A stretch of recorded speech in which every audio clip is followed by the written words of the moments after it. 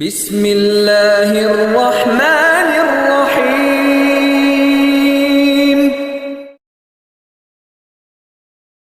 بنابراین حضرت به طریق تلفنی به بنده سپارش دادند که میباید در این جمعه از همون موضعی که من صحبت خود را خاتمه دادگی هستم صحبت شروع کنی، تا اینکه بندگان خدا که از برای شنیدن قصه زندگی با آبروی رسول اکرم صلی الله علیه و سلم به مسجد می آیند، اونها هم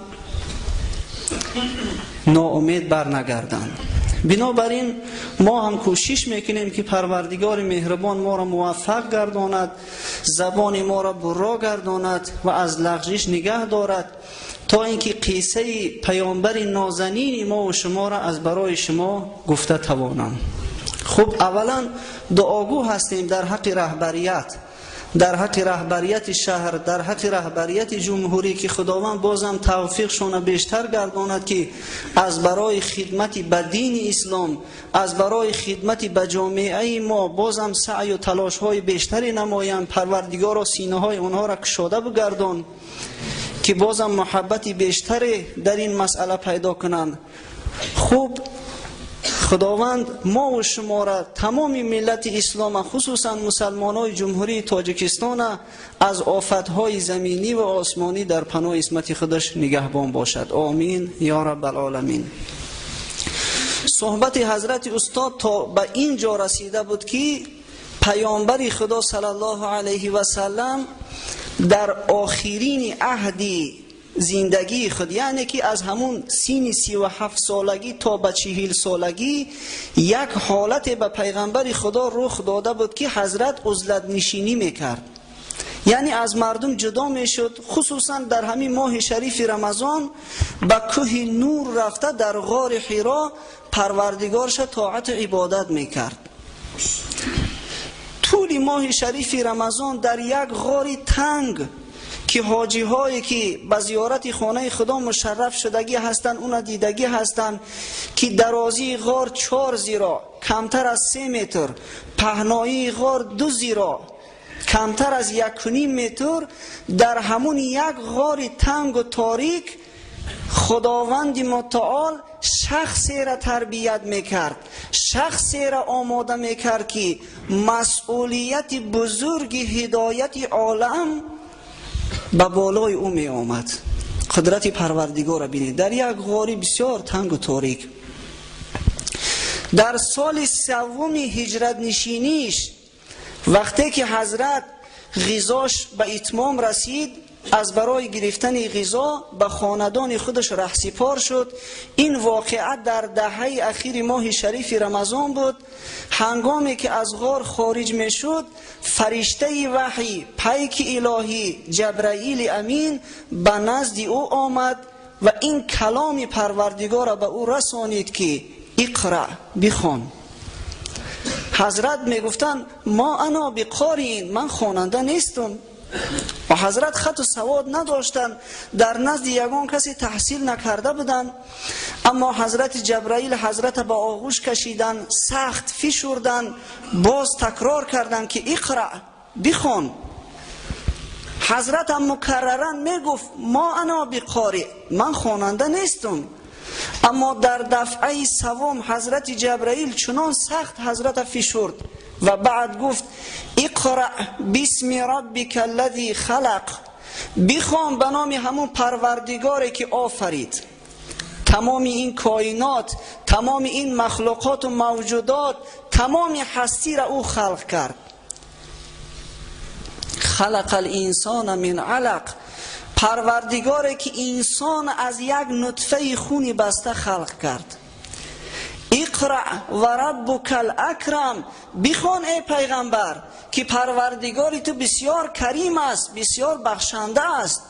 خدایی که انسان از یک نطفه خونی بسته خلق کرده است، چی مشکلی برای او دارد که یک آدمی که خط و سواد ظاهری ندارد او را معلم بشریت گرداند، او را هدایتگر از برای تمام عالمیان گرداند؟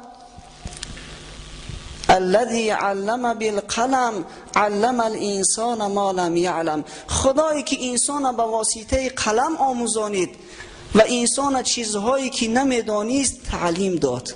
همین 5 آیه از سوره مبارکه اقرا آیه های اولینی هستند که به پیغمبر خدا صلی الله علیه و سلم نازل شدند. خب حضرت بار اول فرشته وحی میدید، بنابراین یک هیبت در دلش پیدا شد، لرزه در بدن پیغمبر خدا پیدا شد، ترسان و هراسان سراسیمه به خانهش رفت. وقتی که بانوی اسلام خدیجه کبرا این حالت شوهر عزیز خود شدید، فی الحال به نزد او آمد از برای دل دادن که شوهر مهربان چی واقعی رخ داده است، چرا شما اینقدر در هیجان هستید. حضرت همون واقعی که به او رخ داده بود به مادر ما خدیجه رضی الله عنها نقل کردند. خدیجه بسیار زنی عاقل بود برادرای محترم، بنابر همین بود که چنانه که حضرت دوملا نقل کردن، هرچند که 15 سال سینش از پیغمبر ما بزرگتر بود، اما چی از جهت ظاهری، چی از جهت باطینی، چی از جهت عقل و فراست یگانه زمان خودش بود. زنی که خداوند به او سلام کند چگونه زن می شود؟ بنابراین گفت یا محمد، گفت تو شخصی هستی که باری بازمانده ها را به دوش میگیری، فقیر و مسکین دستگیری میکنی، همیشه در کمک بنده های خدا هستی، مهمان دوستدار و مهمان نواز هستی، دارای خصلت بسیار بزرگ هستی. من هیچ گمان ندارم که خداوند دیو یا پری را به تو مستولی کند. یعنی اون مخلوقی که تو دیده ای به هیچ وجه نمیتواند که یگان مخلوق ضرر رسان باشد. گفت بنابراین گفت که بیا همراه من به نزد عمکم میرویم. عمک خدیجه ورقه ابن نوفل نام داشت، یک موی سفید سال خورده جهان دیده بود. این مرد در همون وقتی جوانیش از دین بت پرستی دست کشیده بود، نصرانی شده بود، کتاب تورات و انجیل حتی به زبان عربی بعض قسمتش ترجمه هم کرده بود. بنابراین پیغمبر خدا را به پیش ورقه ابن نوفل برد. بعدا قصه را به اون نقل کردن. وقتی که ورقه سخنهای پیغمبر خدا را به دقت گوش کرد، گفت که اون مخلوقی که به تو نمودار شد این همون ناموسی هست، همون فرشته وحی هست که به حضرت موسی کلیم الله کلام الهی را می آورد. او جبرائیل امین است، به نزد تو می آید. خدیجه گفت این شوهر تو پیغمبر خدا هست، همون پیغمبر موعود هست که پیدا شد. لیکن متاسفانه گفت وقت فرا می رسد که قوم او به او دشمن می شوند، او را زده از شهرش پیش می کنند به خواری و زاری، قصد کشتن او را می کنند. اگر گفت من در قید حیات باشم البته که از او حمایت می کنم.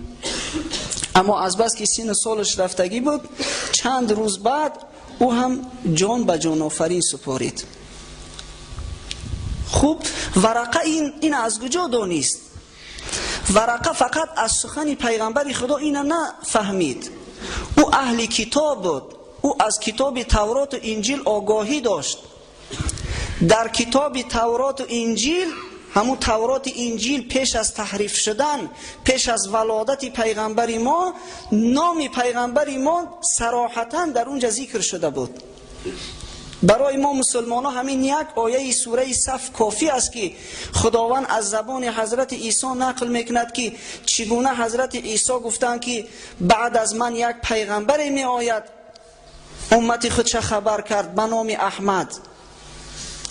در همین کتابای تورات و انجیل تحریف شده امروزه هم این مردم نصرانی و یهودی تا حال کتابای خودشون تحریف میکنن. تا حال مثلا ما دا ترجمه کنن همون عباره اصلی عربی را میارند، بعدا ترجمه را از پسش میارن و یگان مترجم دعوا نمیکند که من 100% کلام خدا را ترجمه کردم. این ناممکن است. میگن ما ترجمه تحت لفظی، ترجمه معنوی کردیم.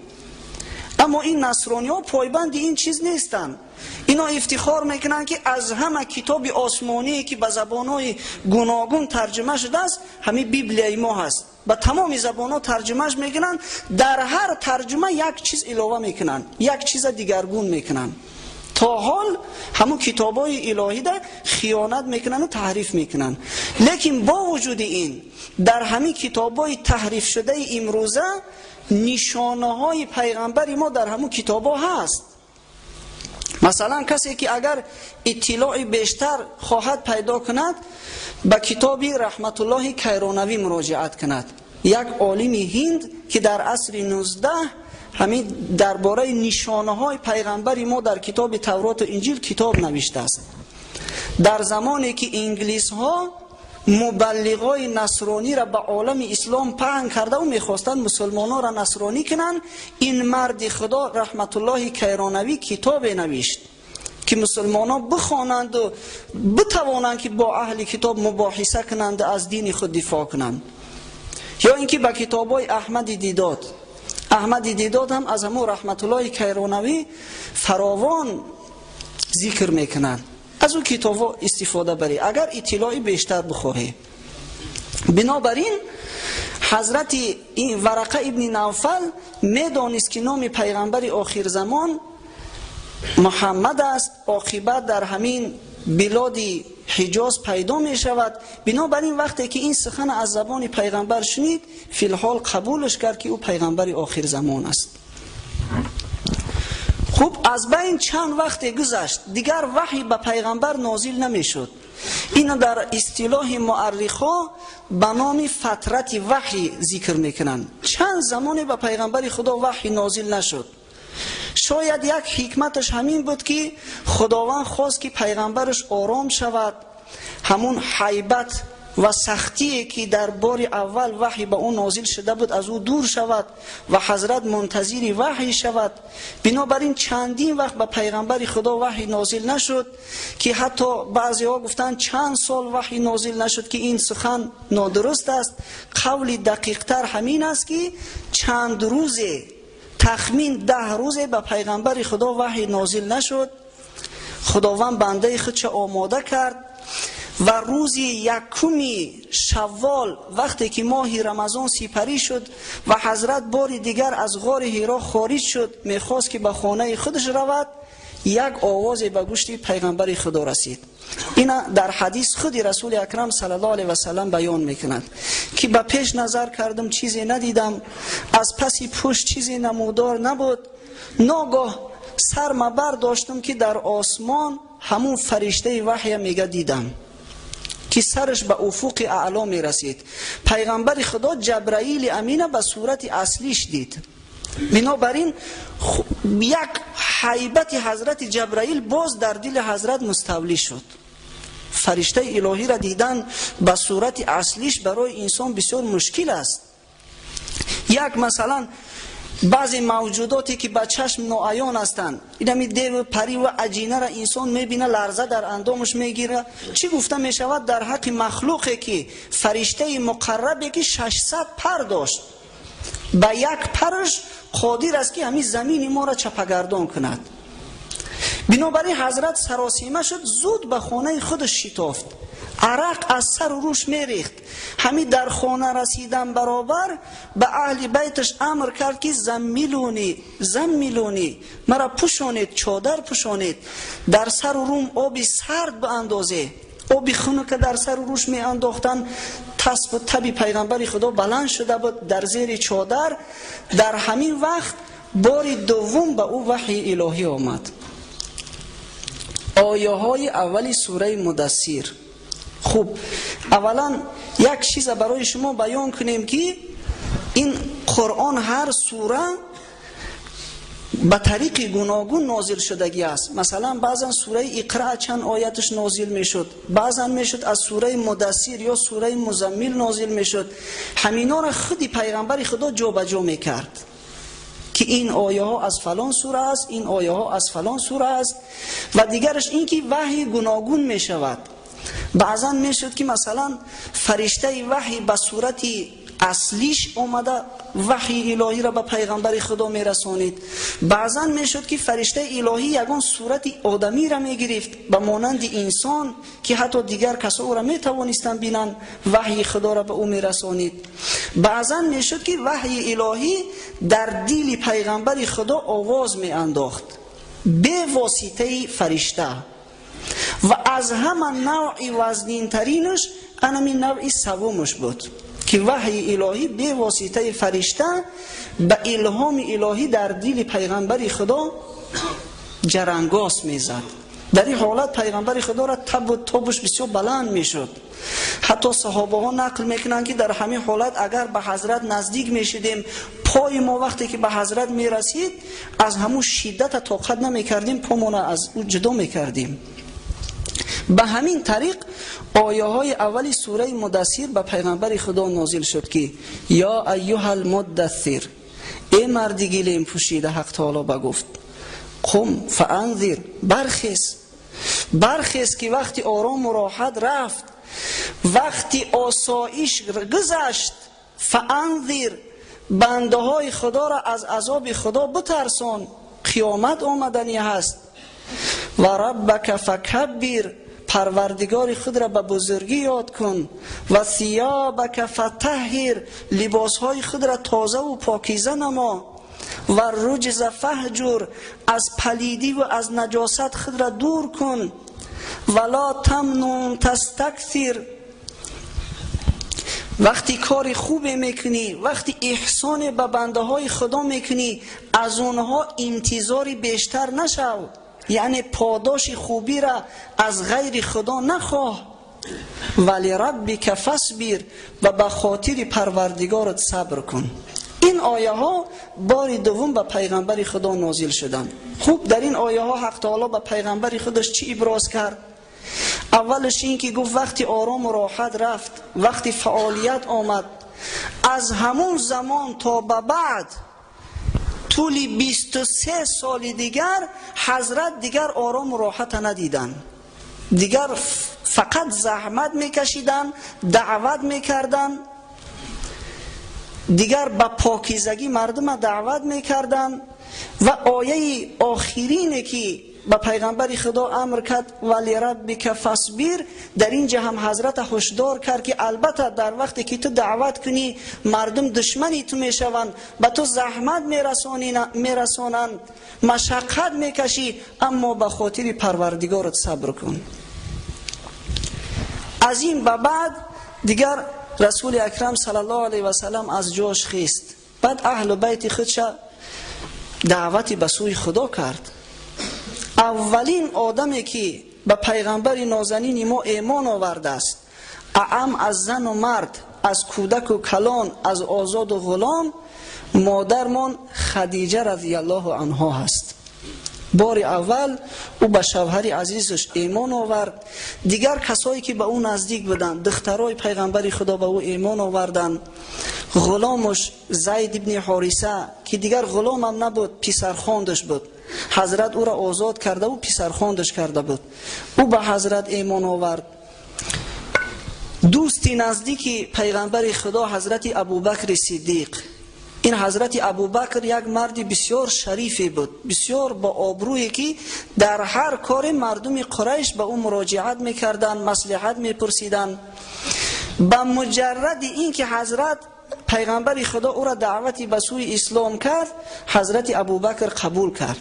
بنابراین لقب صدیق در افتخار یافت. صدیق، ابوبکر تصدیق کننده.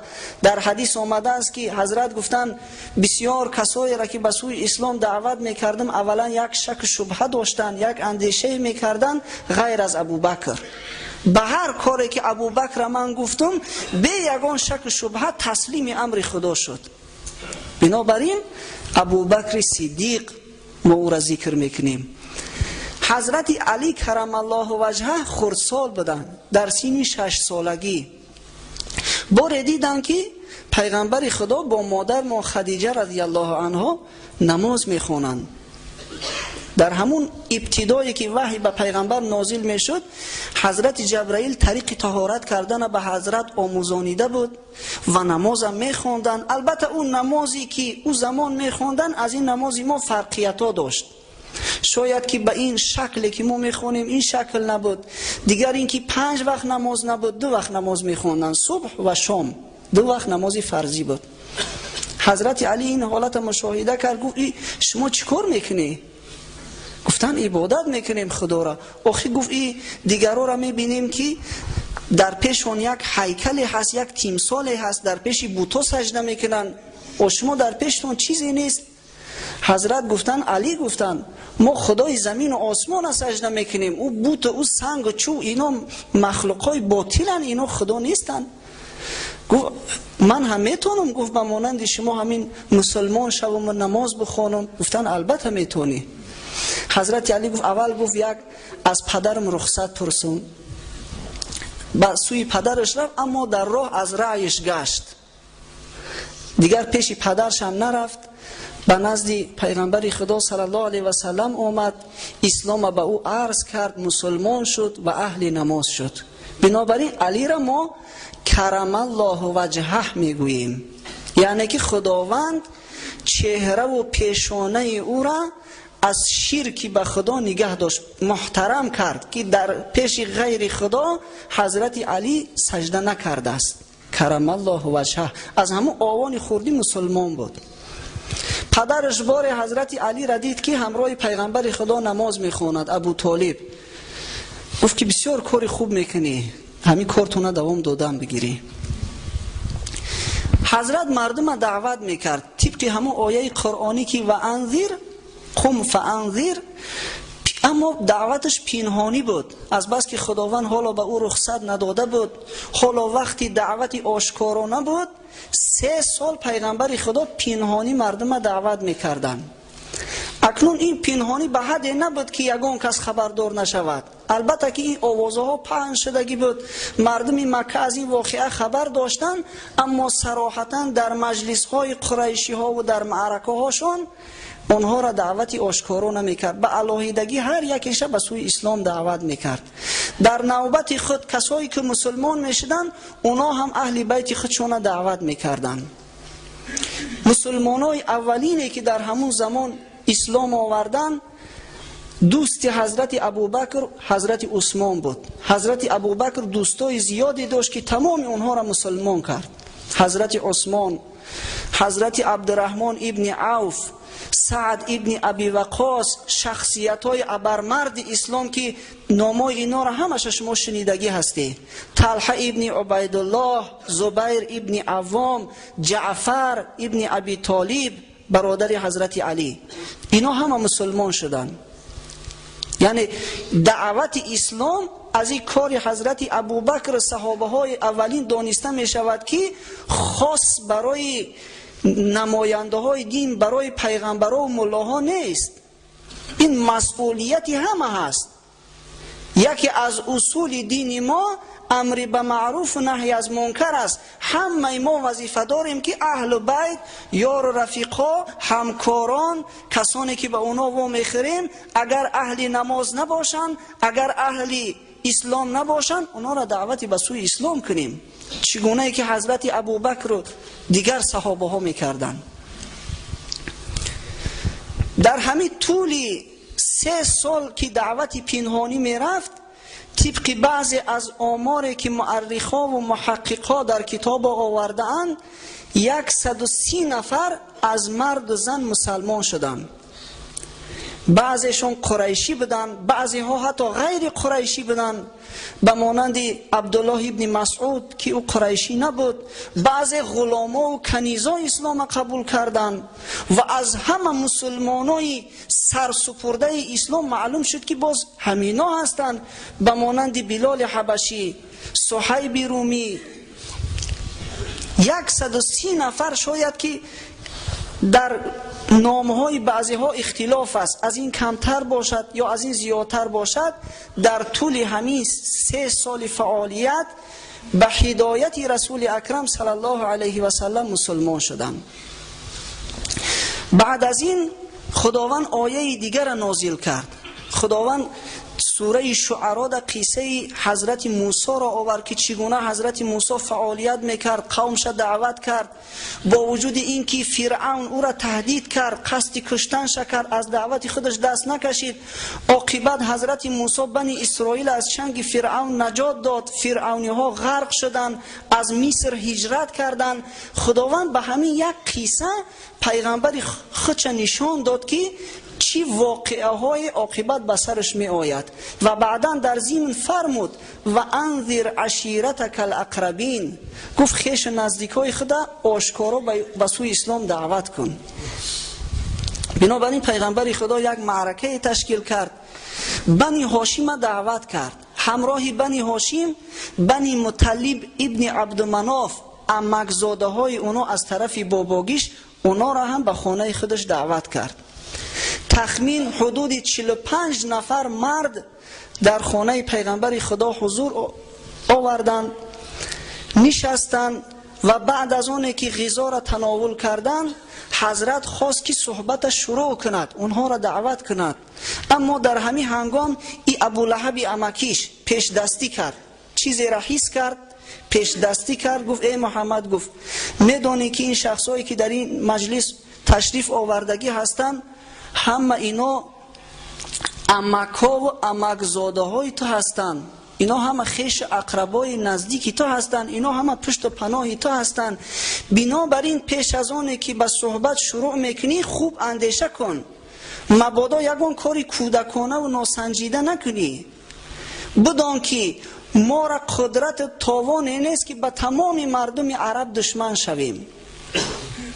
و اگر همین کار تا دوام دادن گیری ما با تو هستیم، اما اگر کاری کنی که تمام عرب دشمنی ما شوند ما از تو رو میگردونیم. این کار نکن که در بالای قوم و قبیلت یگان بلا و آفت نیار. یعنی این ابولهب حضرت هشدار کرد که وقتی که تو این دعوت خود آشکارا کنی تمام عربا دشمنی ما میشوند، این کار نکن. بنابراین وقتی که این پیش دستی کرد در میان سخن دور اومد و سخن خودش شروع کرد، حضرت دیگر مصلحت ندید که چیزی گوید، بنابراین خاموش ایستاد. فردا باز دعوتشون کرد و پس از اتمام مجلس بعد صحبت شیرین خودش حضرت آغاز کرد. الحمدلله، گفت سپاس خدا را، احمده و استعینه، خاص او را ستایش میکنم و خاص از او کمک طلب میکنم. و اؤمن به و اتوکل علیه، ایمانی به او میارم و توکل به ذات خدا میکنم. و اشهد ان لا اله الا الله وحده لا شریک له، و گواهی میدهم که خدا یکه و یگانه و بی شریک است، بی مثال است. و بعدا گفت بدانید و آگاه باشید که سید قوم هیچ وقت به قوم خودش دروغ نمیگه. بدانه که گفت من پیغمبر خدا هستم، خاصتا برای شما بنی هاشم و عامتا برای تمام خلایق خداوند مرا فرستاد و مسئول گردان که پیام خدا را به شما برسانم. بدانه گفت چنانه که خواب میکنه، همین شبا که خواب میکنه و استراحت میکنه همچنین مرنده هستی، و چنانه که از خواب میخیزه همچنین برانگیخته میشوی فردا روز قیامت. و آنگاه در پیشگاه خدا از تمامی کار و باری که کردگی هسته یک به یک در پیشگاه خدا محاسبه کرده میشوی. اون وقت یا بهشت جاویدانی هست یا دوزخ جاویدانی. یعنی یک کلامی بسیار کوتاهی پر محتوا را پیغمبر خدا گفتن. خیلی مثالای زیبا. چنانه که خواب میکنی میبری، همین خواب انسان هم یک نوع مرگ است. این علمم به همین نتیجه رسیدگی است. خوابم این مرگ است، مرگ صغرا است. و چنانه که از خواب میخیزی با برانگیخته میشوی. چنانه که در خواب میبینیم که در فلان جا سیر سیاحت داریم، کاری بد یا کاری خوب داریم، همین دنیا هم خواب است. همین دنیا هم خواب است. روزی می شود که بعد از مردن از خواب حقیقی بیدار می شویم. مردمان را سر به سر در خوابدان حضرت عطار گفتند گشت بیدار آنکه او رفت از جهان. بعد بیداری حقیقی میشویم، میخیزیم که زندگی ما خواب بود است. ما در همین زندگی همین نقشی که در خواب بازیدیم همین خیلی زندگی میکردیم، لیکن به حسابات میماند. چگونه ای که پیغمبر خدا گفتن اون وقت یا بهشت جاویدانی است اگر زندگی خوب کرده باشی، یا دوزخ جاویدانی اگر زندگی به دشمنی خدا و بر مقابل دین اسلام زندگی کرده باشی. همین یعنی نطقی کوتاهش گفتن.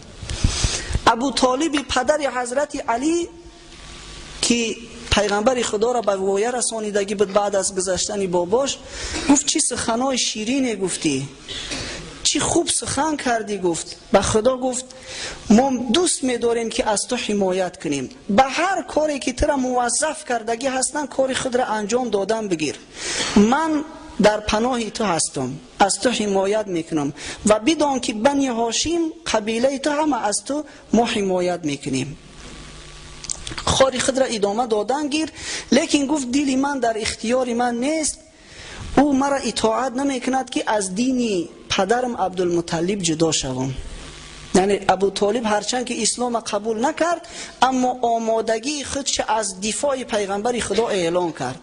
اما این ابو لهب با سخن شروع کرد، گفت به خدا گفت بسیار کاری بدی کردی، گفت این را اجازتش ندیه که اگر این کارش کنه تمام مردم به ما دشمن میشوند، یگان بلا و آفت به بالای ما می آید. اما ابو طالب گفت که کارت دوام دادن بگیر، پروا نکن، مادامی که من هستم به یک تار موی تو یگان زیانی نمی رسد. وقتی که حضرت این سخن از عمکش ابو طالب شنید، فردای همون روز صبح بر وقت به بالای کوه صفا شد. در یک تپه بلندترین کوه صفا به آوازی هرچی بلندتر صدا داد که یا صباحا یا صباحا.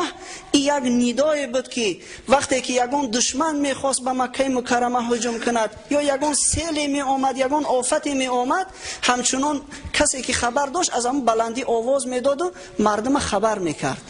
وقتی که این ندا را کرد بعضا قبیله ها را به نام ذکر کرد، ای بنی عدی، ای بنی فهر و ای بنی مطلب و ای بنی عبدالمطلب.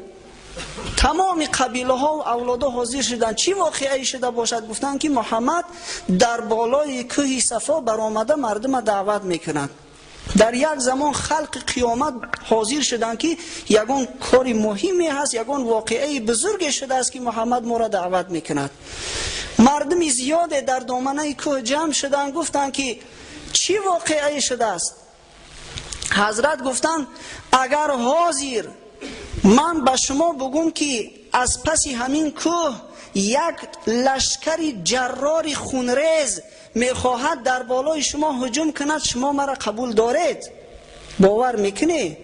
گفتن البته باور میکنیم، تو محمد امین هستی، ما از تو یگان بار یگان دروغ یگان کاری ناشایست و زشت ندیدیم، چرا قبول نکنیم؟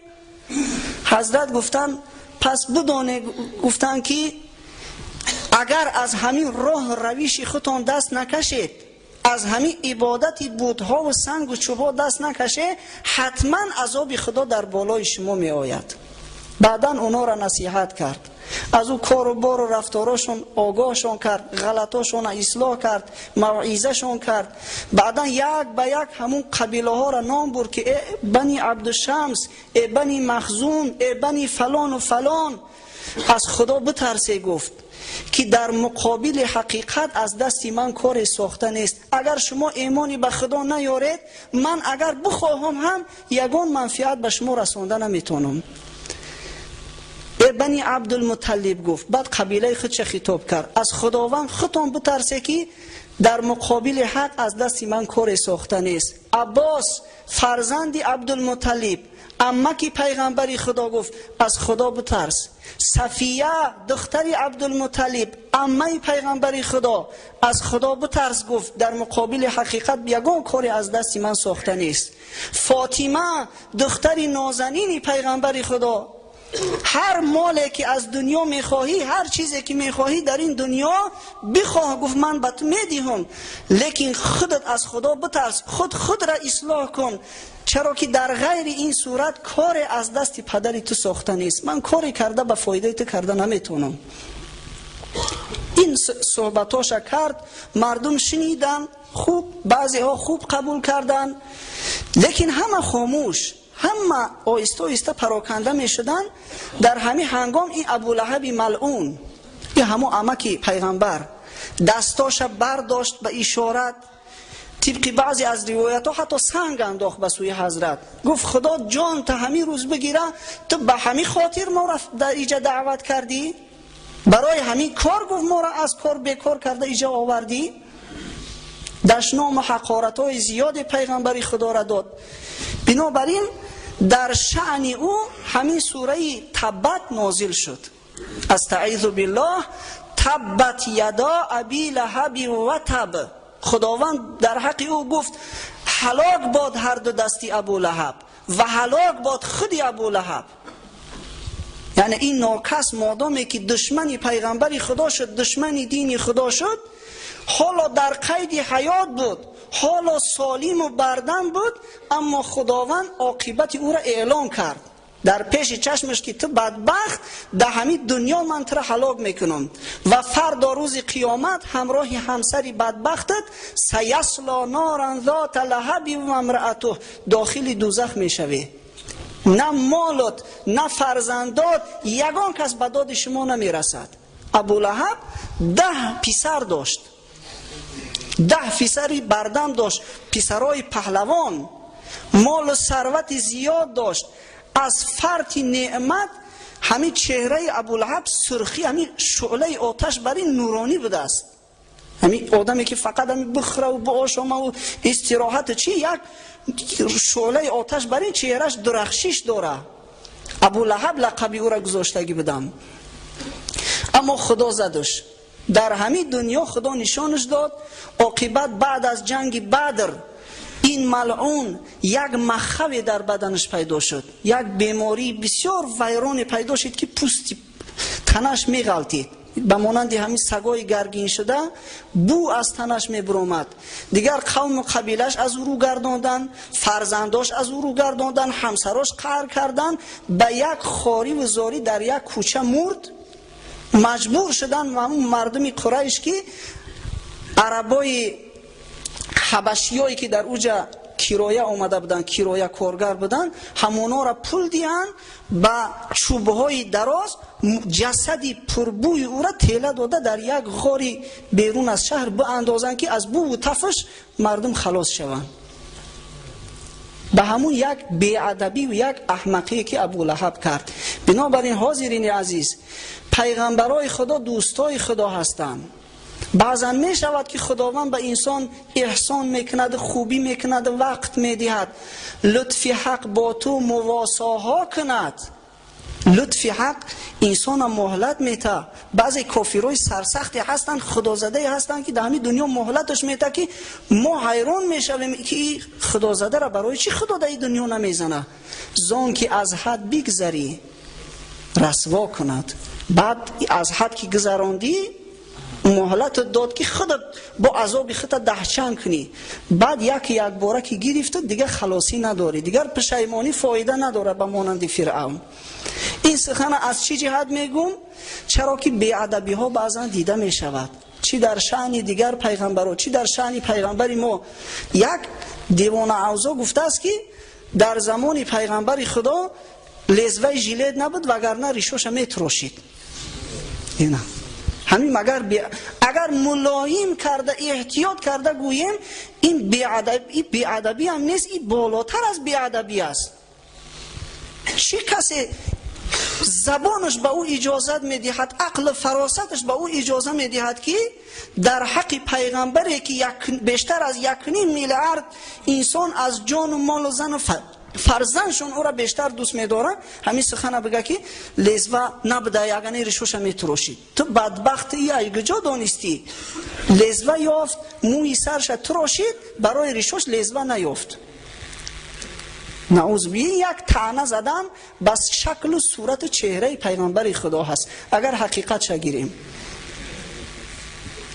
این چنین شخصا را یا در همین دنیا یا در قیامت اگر خودشون اصلاح نکنن و با پیغمبرای خدا دشمن شوند و با دین خدا دشمن شوند، همین تقدیر ابولهب انتظار است.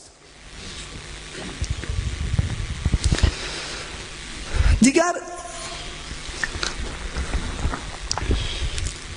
رسول اکرم صلی الله علیه و سلم دعوت آشکارا را شروع کرد. آشکارا دیگر دعوت میکرد. پس از یک آیه دیگری که حق تعالی به اون نازل کرد که فاصدع بما تؤمر و اعرض عن المشرکین، یعنی حق تعالی گفت که دیگر حقیقت آشکار کن، به کاری که مأمور شده ای اجراش کن و از مشرکا رو تاب. حضرت دیگر آشکارا در مجلس‌های قریش قرآن میخوان، اونا را دعوتی به سوی اسلام میکرد، آشکارا در پیش چشمشون عبادت میکرد. دیگر تمامی کار و رفتار پیغمبر خدا آشکارا شد. دیگر قریشی ها به داد آمدن، بعد دشمنیشون سرسخت‌تر شد که چیکار کنیم، این مرد آشکارا دیگر دعوتی به سوی اسلام میکند، آشکارا دیگر معبودای ما را ملامت میکند. خب اینجا یک ماشینی 9718، اگر کسی که رقم ماشینش 9718 باشه التماس میشه که ماشینش از سر راه بگیره. 9718 و ایام حج هم فرا می رسید. این مردم همون عرب جاهلی از زمان حضرت ابراهیم شروع کرده خانه خدا را زیارت میکردن، هرچند که زیارتشون مسخره آمیز بود. لبلیج میکردن، بعضا اوریان در گرد خانه خدا طواف میکردند و بوتا را میگرفتن میبردند روی خانه خدا داخل میکردن، اما عبادت میکردن. بنابراین وقتی ایام حج نزدیک میشد از تمام منطقه های عربستان مردم عرب برای زیارت خانه خدا می آمدن. بنابراین این مشرکای قریش گفتن یک چاره دیدن در کار، یک کار کنیم که دعوت محمد به دیگر خلقا و قبیله ها نرسد تا اینکه اونا مسلمان نشوند.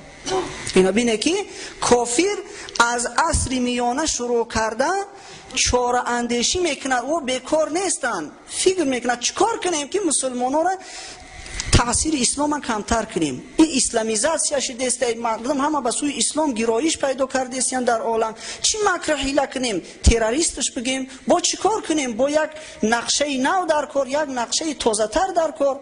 کافر از همون ابتدا در فکر و اندیشه هست که چگونه مردم از اسلام دور کنه. همون مشرکای قریش جاهل بینه که در عصر کهنه زندگی میکردن در همین فکر شدن.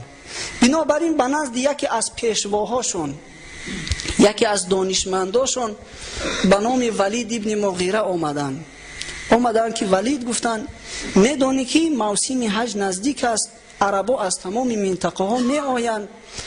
خب این محمد دعوت آشکارا دارد، این روی راست گشته مردم به سوی دین نو دعوت میکنه، چیکار کنیم؟ چی چاره کنیم؟ یگون نقشه پیشنهاد کن. ولید گفت شما یگون پیشنهادها داشته باشه پیشنهاد کنیم، من یک تاشه انتخاب میکنم. و گفت خیلی بگیم که کاهین است، بگیم محمد کاهین است.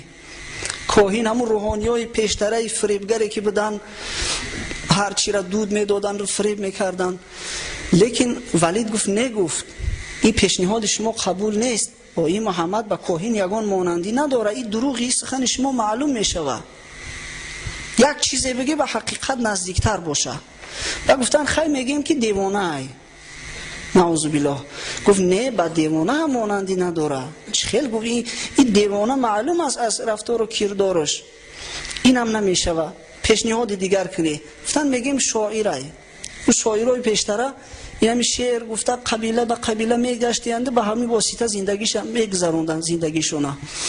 گفتن نه، این به شاعر مانندی نداره، و یگان چیز طلب نداره، چی کاری میکنه از خداوند طلبش داره، از یگان کس مبلغ و موز طلب نمیکنه، نمیشوه. گفتن میگیم ساحر جادوگره.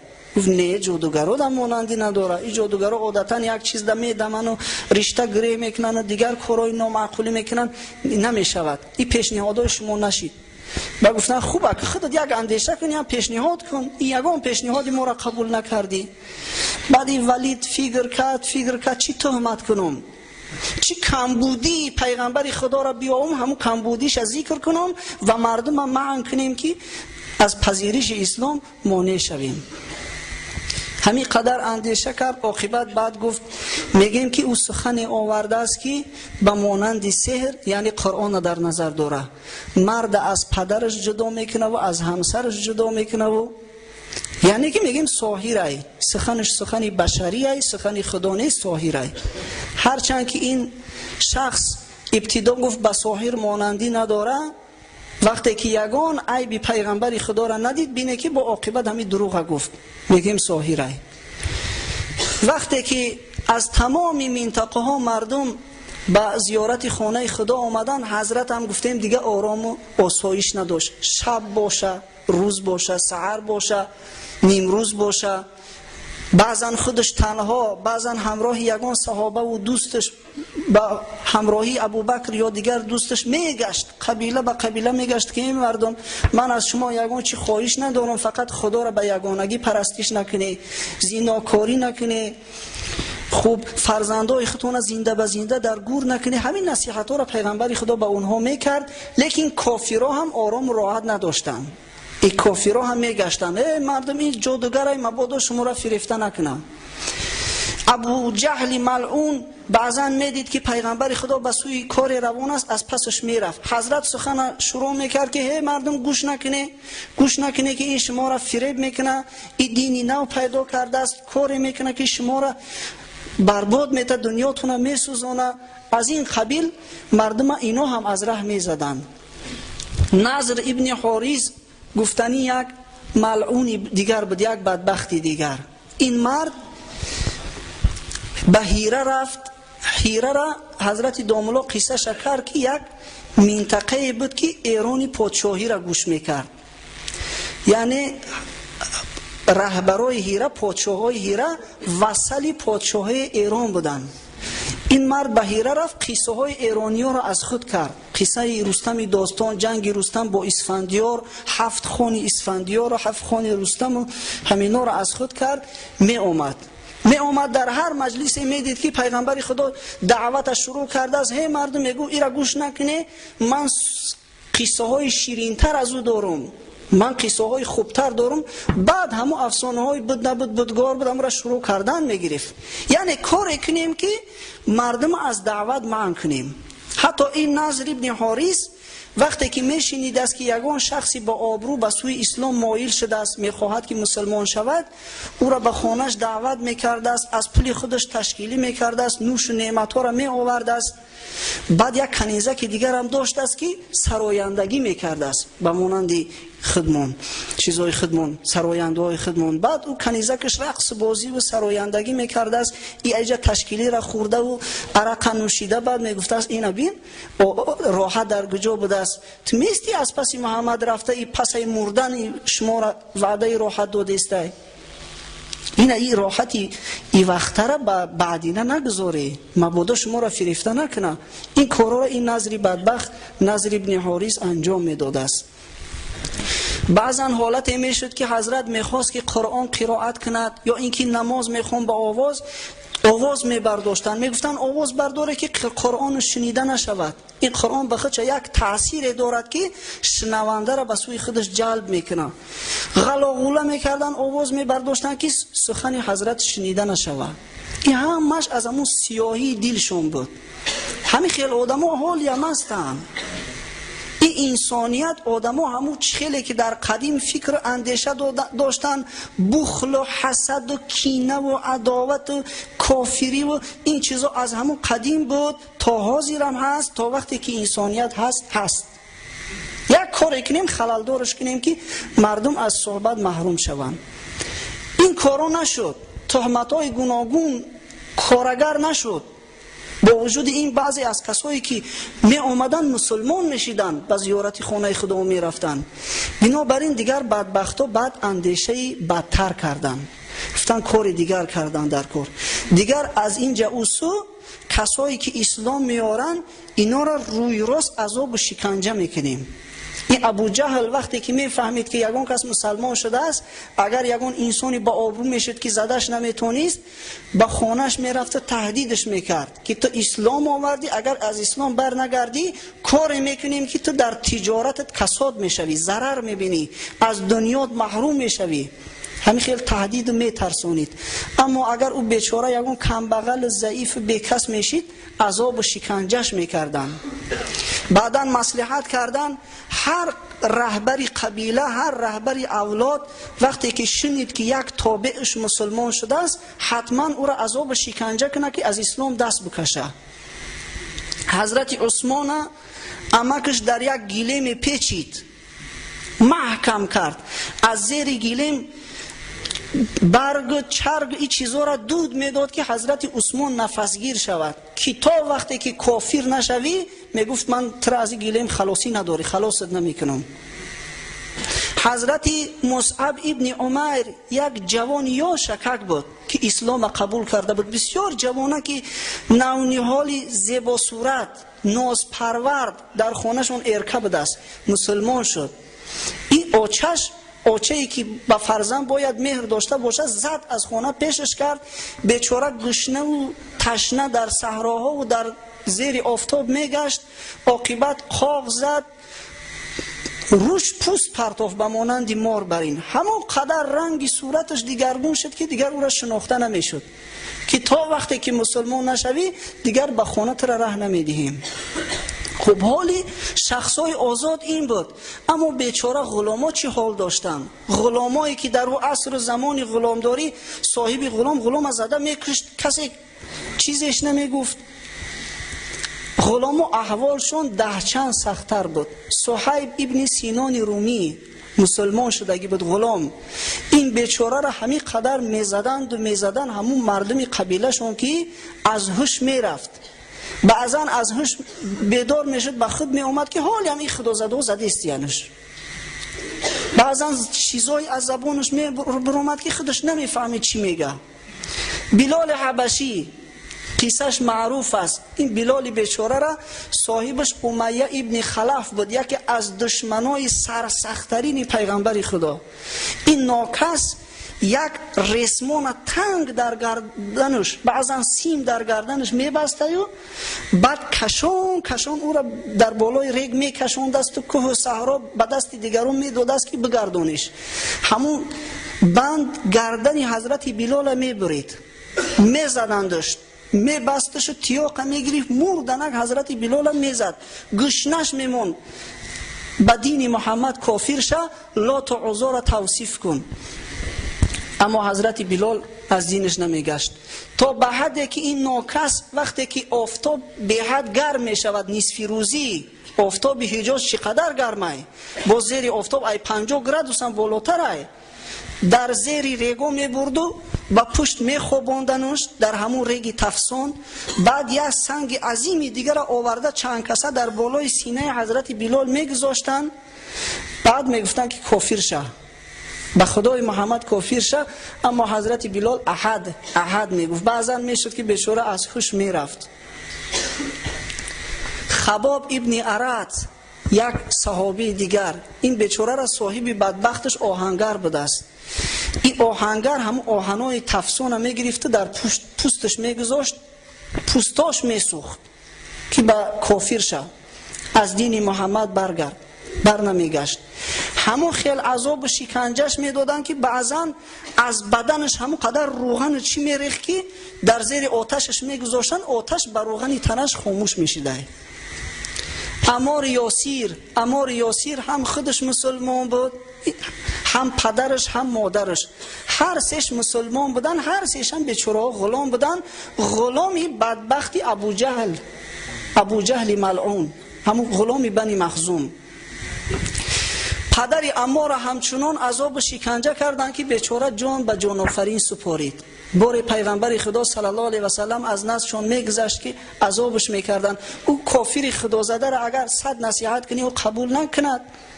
بعد گفت آل یاسیر گفت صبر کنی، وعدگاه شما جنت هست.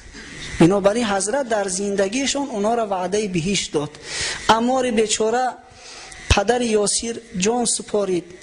ابو جهل ملعون به یک نیزه دراز از پیش مادرش زده او را هلاکش کرد، کشتش در پیش چشم فرزندش. یاسر را گفتن انمی حالی تو هم همی می شود کافر بشه، از اسلام رو بگردان.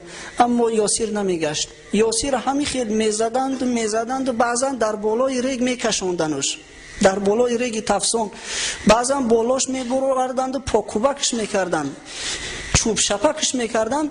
اما حضرت عمارم یک باره از دهانش همون کلمه کفر برآمده، به اختیار گریان به حضور پیغمبر خدا صلی الله علیه و سلم رسید که یا رسول الله این ناکسا به حد آوردنم که ناگهانی همین سخن از زبانم برآمد، چی میشده باشد؟ اما آیه قرآنی نازل شد و حق تعالی گفت ایمان اینها مادامی که دلشان بر جا هست، ایمان اینها بر جا هست. اگه زنکا این کافر نه به زنک رحم دارد نه به کودک رحم دارد. این وقتی که انسان میگه بترس از کسی که از خدا نمیترسه، او که از خدا نترسید به قیامت باور نداشت، از دست او بدبخت همه کار میآید. کنیزکار هم عذاب شکنجه میکردن. زینیره گفتن یک کنیزکی بود، همین خیل بیچاره را عذاب شکنجه کردیان که روشنایی چشمش از دست داد، کور شید، از عذاب زیاده بیچاره کور شید. بعد با طعنه و ملامتش زدن که لات و عزا گفتن ترا کور کرد. انا دیدید با لات و عزا کافر شدی، لات و عزا ترا زدن تو کور شدی. اما همون کنیزک در همون حالتهای سختی و نابینایی گفت به خدا، گفت ایره لات و عزا کردگی نیست، ایره خدا کردگی های. اما من با امید دارم اگر بخواه خدا با بینا میکنه. فردای همون روز به امر خدا همون زینیره بیناییش یافت، چشماش بینا شد. امر پروردگار عالم بینه که آخه این از هزار نقل و قصه عذاب و شکنجه ها باور کنیم ما یک گفت بیان کرده نتوانستیم. همون قدر عذاب و شکنجه ها دیدن مسلمان های اولین، لیکن بینه که از اسلام دست نکشیدن. اکنون ما خودمون هیچ وقت با اونا قیاس کرده نمیتونیم. از او عمل هایی که اونا میکردن از 10 یکش ما و شما کنیم، عالم امروزه اسلام آباد میشود. یکش از 10 کنیم. بنابراین هم حق تعالی در وصف اینها گفت پروردگار عالم از بالای عرش اعلا که السابقون اولئک المقربون. حق تعالی گفت او کسایی که در نوبت اول مسلمان شدن اونا مقربان درگاه خدا هستند، اونا در جایگاهی هستند که دیگران به جای اونا نمیرسن. بله صحابه های پیغمبر خدا محترمترین ارجمندترین این امت هستند، لیکن صحابگانی که بعد از فتح مکه مسلمان شدگی هستند هیچ وقت با صحابگانی که در جنگ بعد اشتراک میکردن برابر شدن نمیتونن. صحابگانی که بعد از جنگ بدر مسلمان شدن هیچ وقت با او صحابگانی که ابتدا در اولین لحظه ها مسلمان شدگی بودن با اونا برابر شدن نمیتونن. بنابراین ما و شما باید که از تاریخ اینها عبرت بگیریم. اینا برای ما عبرت هستند، اینا یک قصه افسانوی نیستند. ما و شما هم به یک عذاب شکنجه اندک کاری نکنیم که از اسلام رو بگردانیم. به یک ترس هراس اندک یک زنی را 3 بار حجاب پوش کردیم، 3 بار. یک بار سطر بند به دست، بعد وقتی که زنکا را من میکنن سطرش ای سرش میگیرن، نصیحتش کردیم که آخی خواهر آخی بعد عقد شما را من کردن از جمعه خونی دیگه ای مسلمانی هم منتون کردن بند سطر تا. زنی مسلمان سطر داره، سطر فرضی خدا های. سطر پوش شد، بار دیگر با گرفت، بار دیگر نصیحتش کردیم سطر پوش شد، بار سیوم با سطرش گرفت است. برای چی؟ میترسم یگون چی نشوه خبرهای هر خیله اومدیسته. اگر مسلمانی از این است که حافظ دارد و اگر از پس امروز بود فردای شرم است از این خیل مسلمانی. وقتی که مسلمانای حقیقی را قصه شو بخونیم و ما به این حالت باشیم و گفتی همو حضرت حافظ و اگر از پس امروز بود فردای فردا وقتی که پیغمبر خدا صلی الله علیه و سلم جمع شود، او صحابگان اولین، صحابه های بعدینه و دیگر مسلمان های غیور گرد اطراف او را بگیرن، این خیل مسلمانی به غیرت ترسانچکی که از یک شمال اندک تماما پگاناش میکنه، میگیره از دین حتی رو میگردانه، این خیلی ادعا میکنه و خودش به پیغمبر خدا نزدیک میکنه. این شرمندگی است. خداوند مهربان همه ما و شما را موفق بگرداند که پیغمبر خدا و صحابگان اولین از برای خود اسوه حسنه قرار دهیم. و آخر دعوانا ان الحمد لله رب العالمین. وقل رب زدنی علما.